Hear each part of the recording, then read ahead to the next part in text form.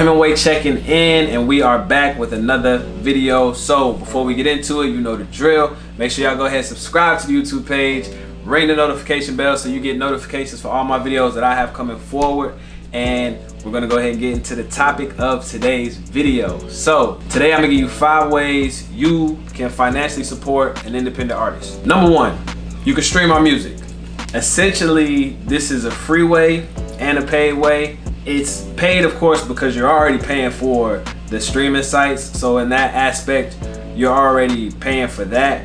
But you listening to our music after you decide to pay for the streaming site, that actually can give us some streams. And to a degree, certain platforms or DSPs, it's pennies on the dollar. But nonetheless, every stream counts, and that does put some type of money or streaming royalty like in our artists' pockets. Number 2, you can tip or donate us as artists and contribute to our campaigns that we have going. So every artist who's either putting out singles, putting out albums, whatever their rollout is, a lot of independent artists and creatives now, we have some way that you can contribute to our campaign, and most people have it in their website or their link tree, and you can actually just tip us or donate us for the art that we're putting out there. It's not necessarily a purchase for our set price, but it's just something there for people who always, you know, who may have always wanted to possibly just donate whatever the fee is, $5, $2, whatever you got. Like, it always helps. And again, everything goes towards the end goal, which is to contribute or invest back into the art and continue to strive as an artist. Number 3, you can buy our merch.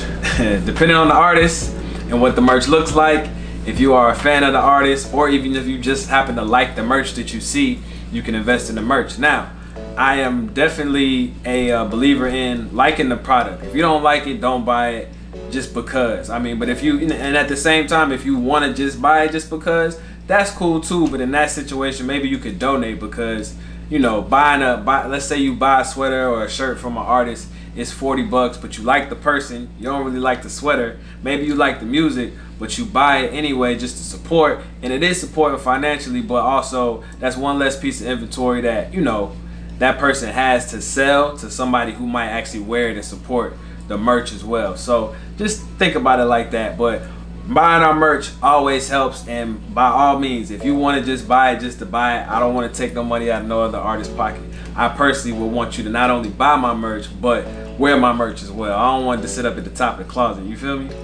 Number 4, you can actually buy our music. So I know that sounds foreign in this day and age, because you're already paying for the streaming site. So you're like, I'm already paying for the music, and when I listen to it, you already get paid. But there's still an option on just about, well, let me say this. There's still an option on Apple Music, which is a site that you can actually purchase the music from, to actually purchase the music. If you want to actually buy the album or buy the single or whatever, it's like 69 cents, 99 cents, or like 129, depending on what the artist says the single at or the album at. I don't necessarily know the album prices off the top of my head, but you can still actually buy the music even though you're paying for the streaming service, and that gives us a little bit more of a kickback on what we're getting already on top of the streams that you're listening to just for paying for the streaming site, you know? So it's paid for, you listen to my song all the time, but you can listen to it 100 times,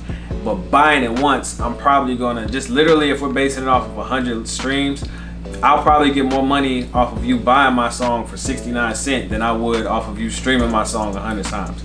I'm not sure on the 100, but essentially I do know I've had songs streamed that's been on the streaming site for over a span of years. They didn't have crazy streams, but one purchase and I saw $1 and some change. You know, well, I saw it ended up being $1 and some change on top of the other 75 cents that I had in there. So I think I had the song set for like 129 or something like that. So, you know, buying the actual song puts more money in the artist's pocket, and that helps us in the long run to do what? Invest in the music and strive as an artist. And then the last thing, and the 5th and final thing, is to buy tickets to our shows. So if you are an independent artist, you're on a showcase, or you're on a show for opening up for somebody, or you're putting on your own show, whatever the case is, if you're actually selling tickets, if you are a supporter or a fan of that artist and you want to probably make the biggest impact on them, buying tickets to the actual shows would probably make the biggest impact in my opinion, just because not only are you buying the ticket, but the goal is for you to show up as well. So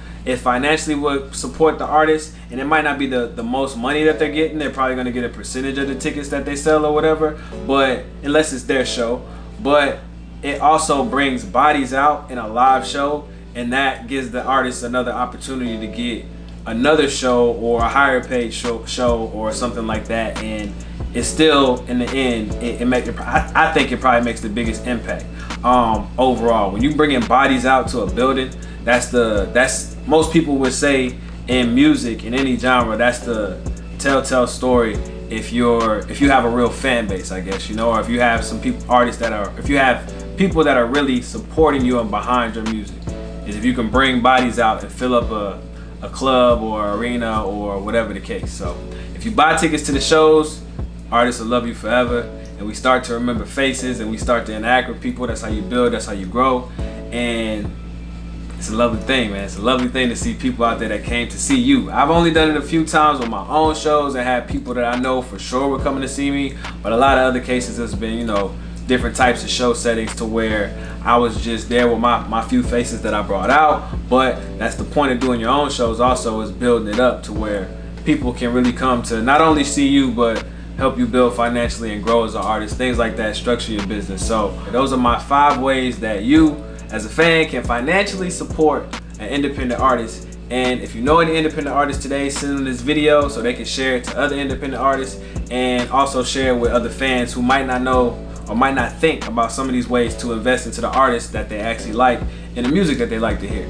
I go by the name of Hemingway, and before I get out of here, I want to make sure y'all leave something down in the comments, other ways that you think you could be supportive as a fan or be supported as an artist, and other ways that we can grow our craft and stuff like that. Y'all get a conversation going down in the comments, and make sure you subscribe to the YouTube page and ring the notification bell. Until next time, I go by the name of Hemingway.